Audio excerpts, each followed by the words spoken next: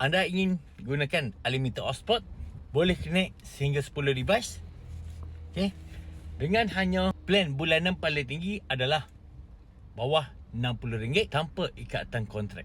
Dan dengan hanya satu device, bukan sekadar kita boleh on 24 jam di rumah, dia ada charge macam ni, tapi kita juga boleh gunakan untuk penggunaan di kereta ataupun untuk penggunaan di luar. Okay. Sehingga 10 hingga 15 jam. Okay. Jom kita buat uji kaji speed test Okay. Bersama dengan modem ni. Nampak sama wifi tu. Okay. Jom tengok speed test dia kan. Nampak? Steady tak? Kat mana bang? Depan balai polis Perkara Cepa dah. Nampak? Kuasa Perkara Cepa Okay, tengok speed test dia. Okay. Senang guna, mudah bawa. Kenapa? Model ni saya cakap senang guna, mudah bawa.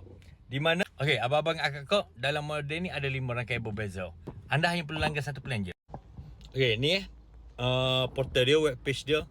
Anda scan QR belakang model, dia akan keluar macam ni. So, yang mana grade sekarang saya bagi free 3GB untuk 1 hari pertama penggunaan. Warranty 6 bulan rosak terbaru.